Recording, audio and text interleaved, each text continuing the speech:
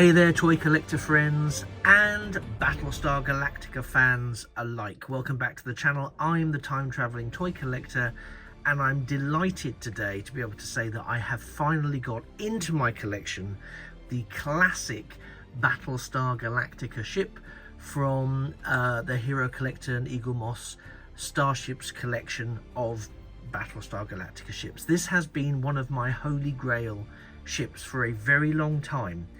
And I have to say, I was getting close to giving up on actually getting this.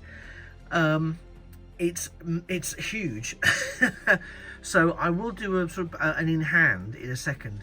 But I'm just going to sort of elevate take the camera up over and above, because I just need you to sort of get a sense of the scale of this ship, because it really is so big. It's hard to put it into words, because I'm so excited to actually have it. The level of detailing on this ship is terrific. I know some of you may already have picked this up when it was first released, and well done you. But of course that was before I became relatively immersed in the whole collection of these sort of vehicles, so I kind of missed out a bit. And then, of course, Eaglemoss went the way of Eaglemoss, and the rest, as they say, is to an extent history. But this is an amazing model.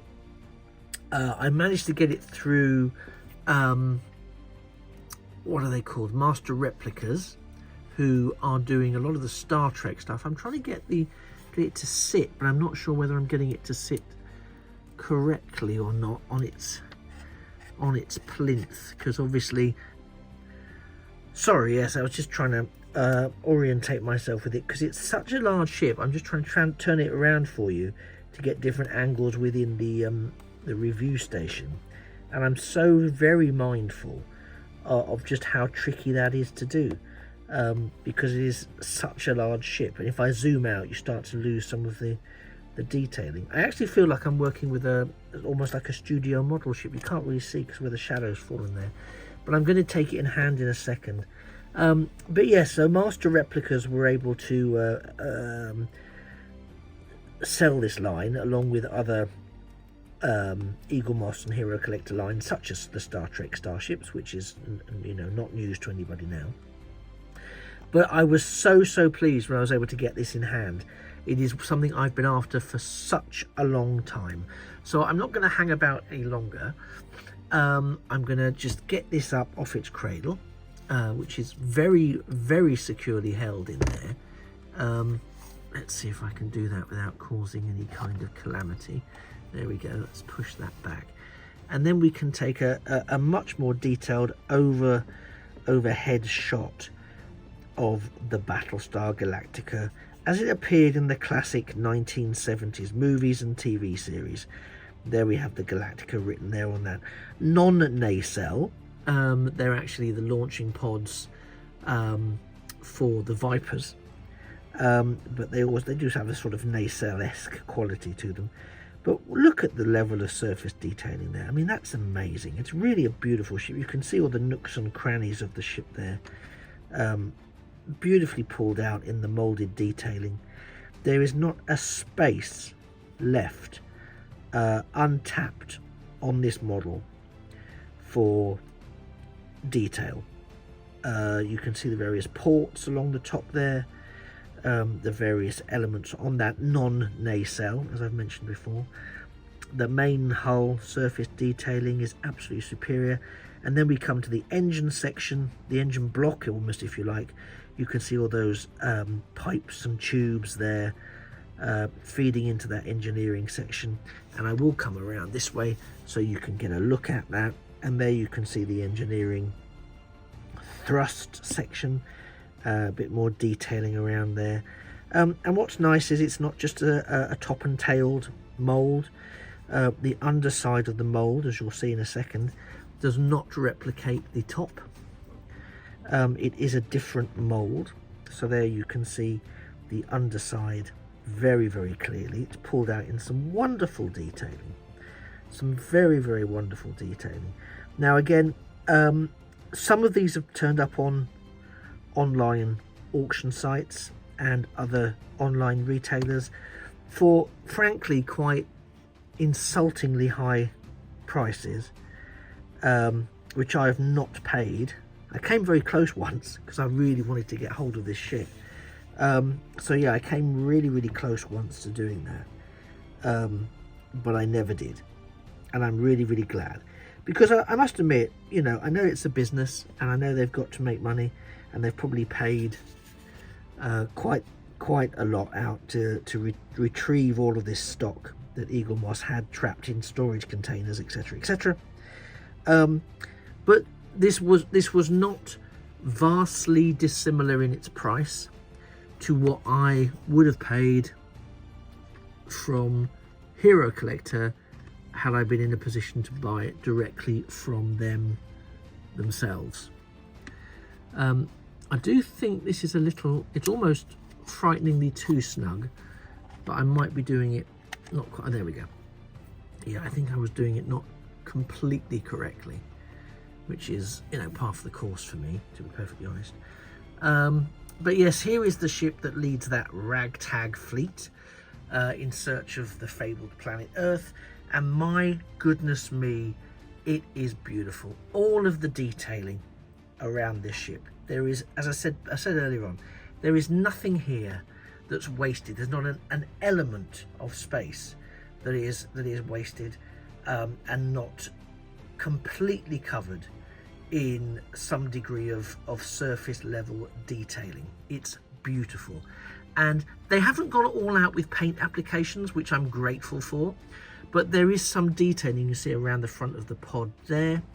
There's some of the sort of colonial lines. You can't quite see it on the video, I don't think, but there's colonial orangey sort of rust lines across there, and there's also some markings along the side here by the engine components, and it's subtle, but it's there. And of course there is this kind of battle damaged, world weary, war weary wash that covers the whole of the ship, which does a sterling job of capturing sort of the extensive battles that this ship has lived through. And again, you can see, no matter which angle you're looking at this from, it really is a very mean, moody piece, which is exactly what it should be. You know, this is a very somber vessel. Their function was to go out and, you know, take war to the Cylons. In essence, this is a ship of war, and it feels like it. And unlike some of the other Eaglemoss ships, I observe, it's not a criticism, but I observe many of the other ships are quite lightweight, and by extension not necessarily very durable. I'm not suggesting that this is super durable. I still think it needs to be handled with care and protected, and not used as, you know, for robust play, which is sort of my code for don't let kids bash it against your Cylon raiders. Actually, that sounded far worse than I meant it to. Yeah, keep your Cylon raiders safe at all costs. But it is, you know, it does have a sense of weight. Literally, it has a sense of weight as well as figuratively. More so than many of the more recent ships that I've added to my collection. And I think that's right and proper, and it deserves it. And I think that's one of the reasons it sits so nicely in that stand, is because of the weight that it has. It's very nicely distributed, and that's almost dead center. And so when you've got that sort of nose cone, for want of a better expression, and you've got that weighty engineering section and thrust section, they balance each other out nicely. So there's not a sense that it's going to tip over or it's precarious in its stand. It's very solidly presented, and it really holds itself extremely well. So that is a huge positive from my point of view.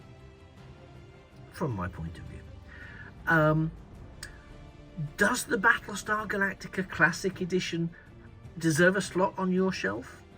Well, I'll be honest with you. If you're a fan of the genre, the answer is absolutely yes. This was the one that launched it. We've had several iterations of Battlestar Galactica from the range, and maybe I'll do a side-by-side comparison in a future video, because we've got this one. We had the rebooted series or relaunched series, if depending on how you perceive the mythology, and we also had the Blood and Chrome edition of the Galactica. And there've been other Galacticas. There's the Pegasus, there's the Valkyrie, which I haven't collected yet because my priority was the core hero ship, was the Battlestar Galactica.